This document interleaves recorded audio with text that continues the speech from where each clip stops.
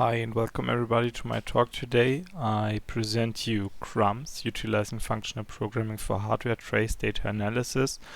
This presentation shows our paper accepted at the RTNS 2021, and I will first give a small introduction of what is the motivation behind what we have developed here. So just imagine you have a car with a braking system which is controlled by an electronic control unit, the ECU, and this ECU usually is used to translate user actions, so what is the driver doing, to actual actions on which apply on the car. So in this case, the ECU is used for the braking system and is therefore attached to the wheels, to the braking system on the wheels, and to the pedal, which is used by the driver to slow down the car. So usually if the driver presses the pedal, then the ECU gets the signal and converts everything, does some calculations, and finally the car's slowing down. And I think this is what we all know and which is desired when we try to slow down our car. If there's something wrong, in the worst case, the car does not slow down, and of course this may lead to critical injuries, it can have fatal consequences, let's say that way.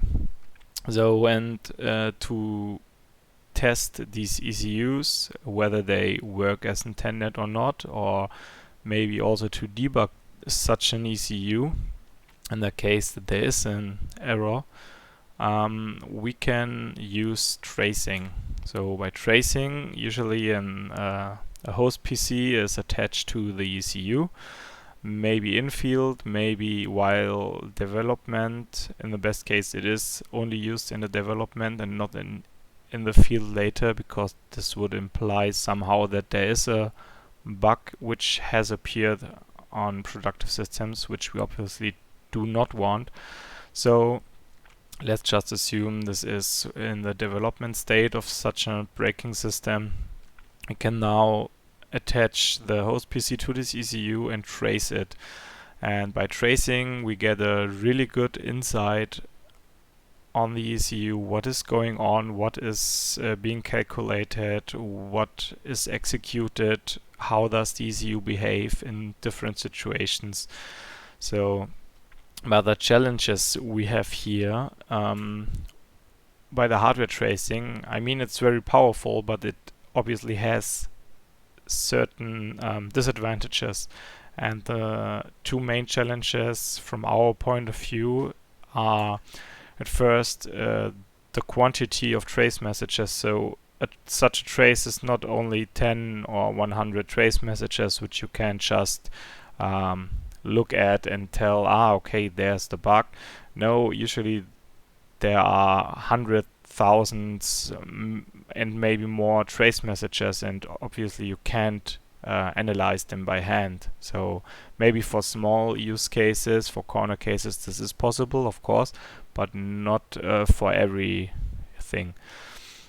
And yes, so the other problem is that this hardware trace data is usually based on a very low level of information.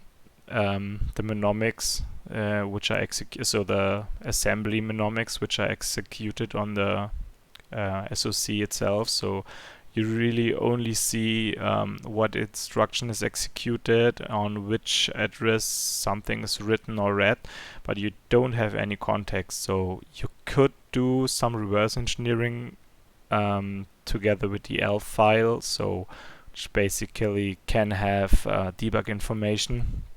This will help, but anyway, you are on a very low level, you are on assembly level, you don't have high level constructs like classes or structs or something similar.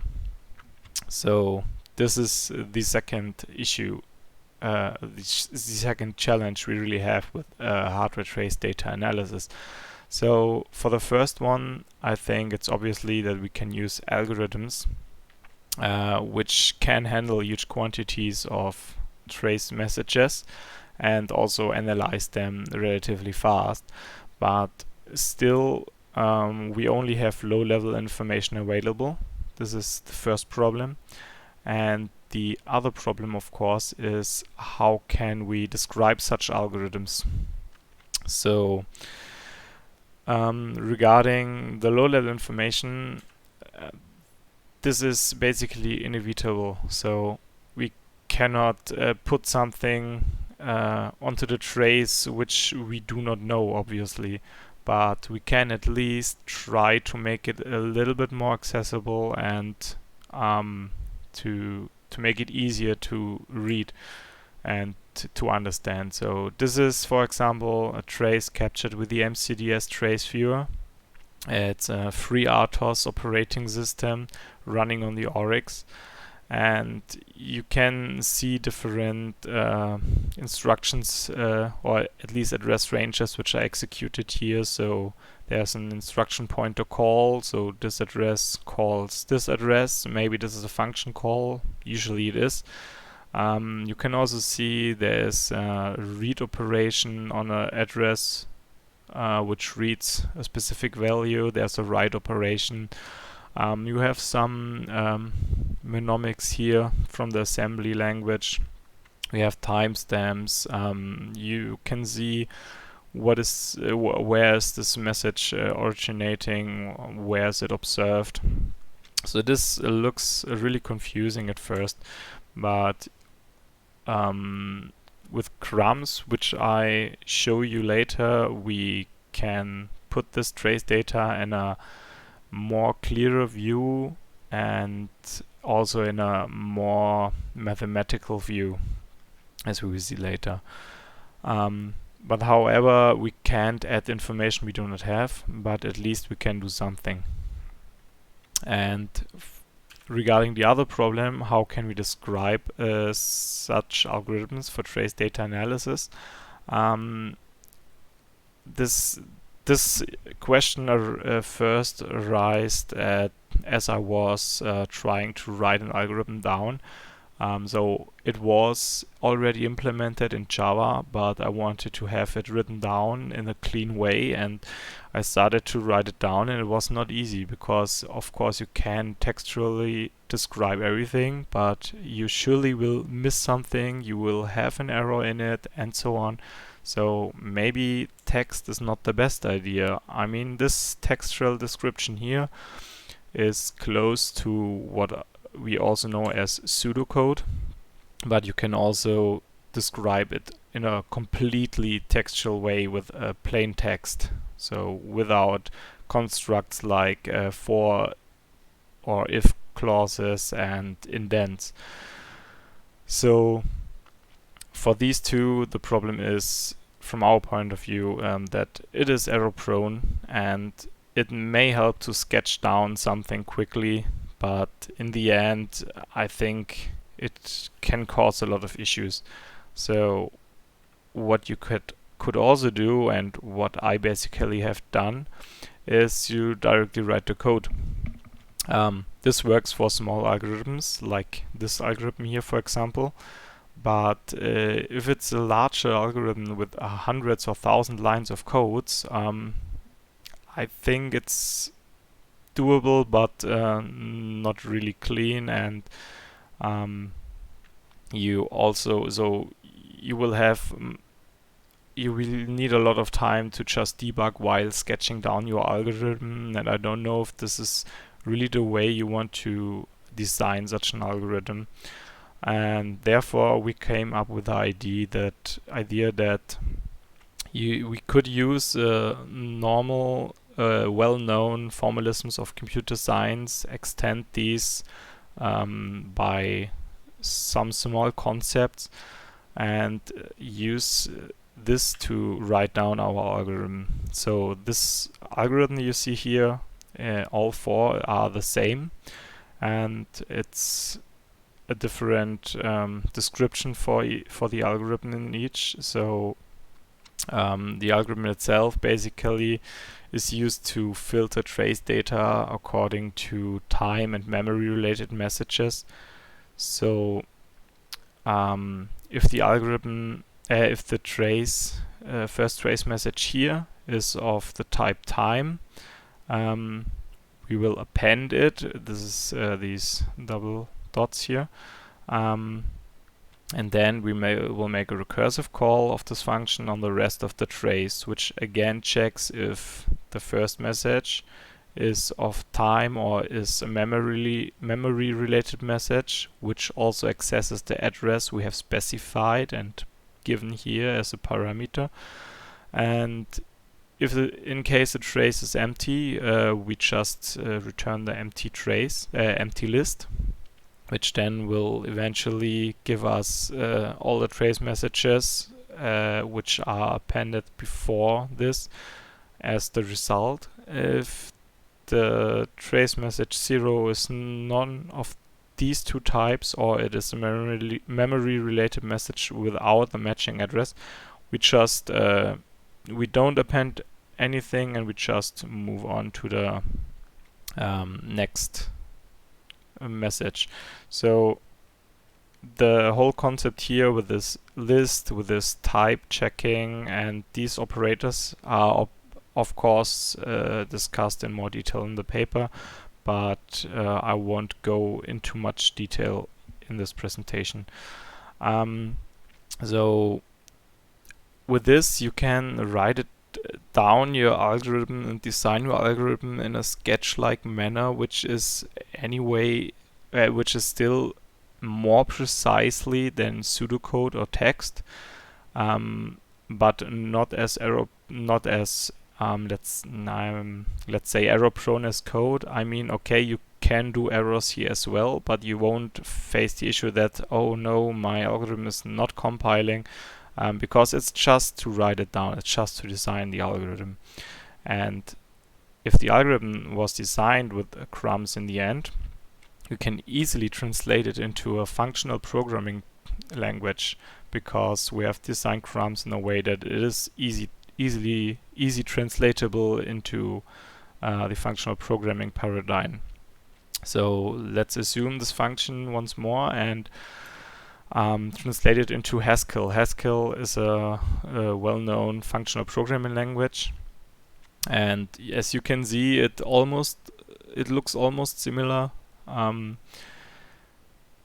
The function name itself is just translated into one line, which also specifies what we get and what we return. So we get a trace, we get an integer, and the last one is the return. So we return a new trace. And the first case of this function, where we match an empty list, is this line, and it's not that different. So we match on an empty list here. We ignore the second parameter because the address is not really interesting at this point. And then we say, okay, please return an empty list. And for the other three cases, we use these guards. They can be seen as an if, where you have the if condition here, and after the equal sign, you have the action. So basically we divide the trace we get into the head element and the rest of the list, and then we check if the head element X is of the time type. If yes, we append it to the recursive call of the rest of the list. If it's a memory related message, and also the addresses match, we again append it to the recursive call of the rest of the list. And in the last case, where the else applies, we can use the Haskell keyword otherwise, and the whole function is covered as intended. So it's an almost one-to-one translation, and it can be used. The Crumbs formalism can be used to design the algorithm in a sketch-like manner, with an easy translation, which also decouples the design and implementation. So you could either have a designer and a programmer, or maybe you will use the design to implement it in different languages like Haskell or Mathematica or something else. So this is not bound to one specific language, which is an advantage, I think. And also it's very compact. So, and regarding how compact it really is, the algorithm I developed in Java, I talked before. As said, I developed it in Java before, and then I rewrote it with Crumbs and implemented it in Haskell. And I think you can really see the difference. It is way more compact and smaller, and therefore, of course, also you have more overview. It's clearer, and I have to say, I'm not an expert in Haskell, but I think I'm relatively good at writing Java code, so maybe this is important here. So to conclude the whole Crumbs formalism, I will show you 3 small use cases we have elaborated in the paper to demonstrate the applicability of Crumbs and the functional programming paradigm for hardware trace data analysis. So the first use case is about task set monitoring. Thinking of the ECU at the beginning of the presentation, you maybe have a real-time operating system running which checks the pedal state and activates the actors for the braking system and so on. You maybe want to verify the timings of the tasks which are executed by these RTOS, or you just want to see if everything, if every task works in its desired timing parameters and so on. You can use, of course, hardware tracing to monitor the tasks, and for this we utilize the ORT. The ORT is the OSEC runtime interface, which is basically a status array in which each task has one address, and on this address the current task status is written, and we trace this status array along with timestamps which are generated at every status change. From this trace we can then reconstruct a complete task set behavior, and also from the task set behavior we can then derive different task parameters like the execution time, the response time, the period, and so on. So basically what I mean, on the left you have the trace formalized with Crumbs, and on the right you have the parameters which you want, and in between you have the algorithm designed with Crumbs and implemented in Haskell, and that's it. You can find more details on this in the paper, of course, but it's not too difficult, and it's also a very compact algorithm. So the outcome of this use case is that a functional program is really feasible to work with trace data. It's fast enough to process the trace data in a reasonable amount of time. You can see here that we have done different tests with varying recording times from 10 seconds up to 240 seconds. And the reading and processing time, or the blue ones are the added, so reading and processing. With reading, I mean reading the trace data from the hard disk, because the tracing itself stores it on the hard drive and we read it then with Haskell. And the reading and processing is way shorter than the recording time itself, so this would also be it would also be possible to have some online monitoring, but we have not implemented this yet. A second use case is about code coverage. So code coverage, imagine you have a large system which you want to test, and you want to see if the tests cover all portions of code that are interesting for you or not. In this use case, this is a test function which randomly chooses one execution path as in the picture shown, and with every call of this function another execution path is picked, and we trace only the executed addresses within this function, and we trace this function multiple times, and these traces are then used are then merged, so we compare which addresses are executed and remove duplicates and show look if addresses are overlapping or not within these calls. And from this we can then calculate the coverage, the percentage of the covered addresses within this function. So basically you get n traces, and here in red you can see the differences. So in this trace there was an jump from this address to this address. In trace n, for example, the jump happened from this address to another address. So now we see, okay, these black addresses were covered everywhere, or at least in these two traces, but here we have differences, and we can then use all these address ranges to calculate if every execution path of the function was executed at least once within all the tests. So for example, if you have 100 tests, you have 100 traces, and you can calculate how many how much branches were covered during all these tests. So here you see the number of traces used for the test, and the time needed to read and process the data. It's again relatively small, and here you can see the coverage.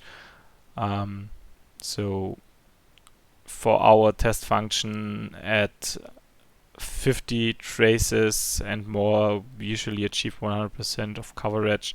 Of course, this is just the test function which we have generated and not a real use case, but I think it shows how it can be done. And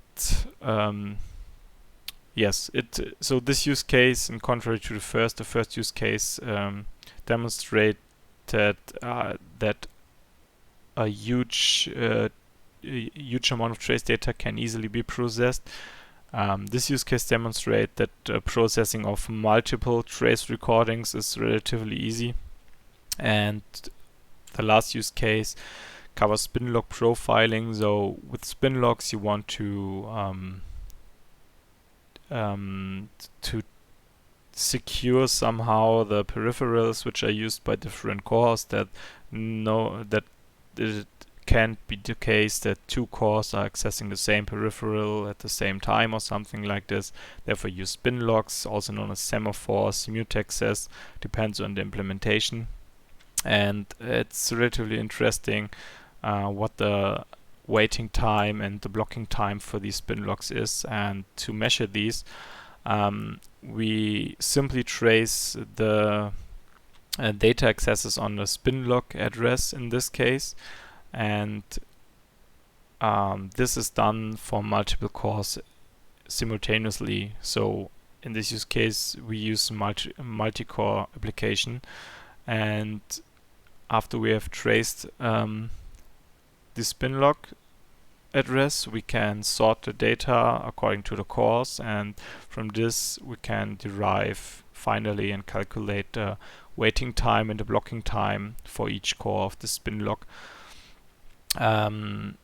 So basically what this means is that we get from something like this. So you can see here, this is the spin log address, and we see there are different resources, so CPU 0 and 1 in this case, and the last time a 1 was written before CPU 0 writes a 0 again, the spin log was acquired by CPU 0, and as soon as CPU 0 writes a 0, the spin lock is freed again. It's explained in more detail in the paper, of course.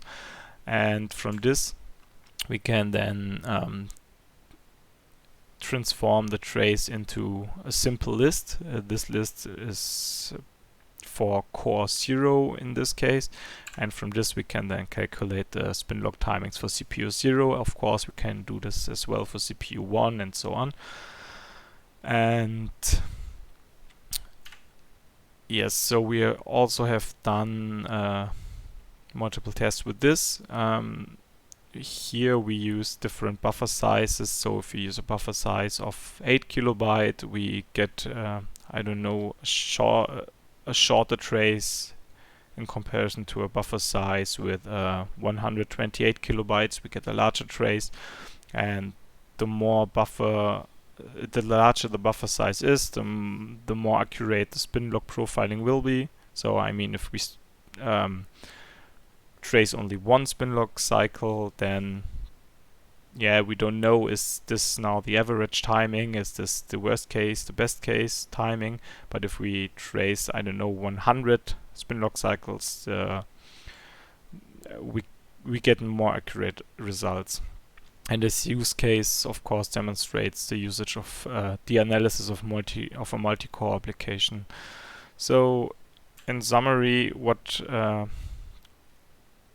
we achieved with Crumbs, it provides a formalism to handle and to analyze trace data in a convenient and mathematical way.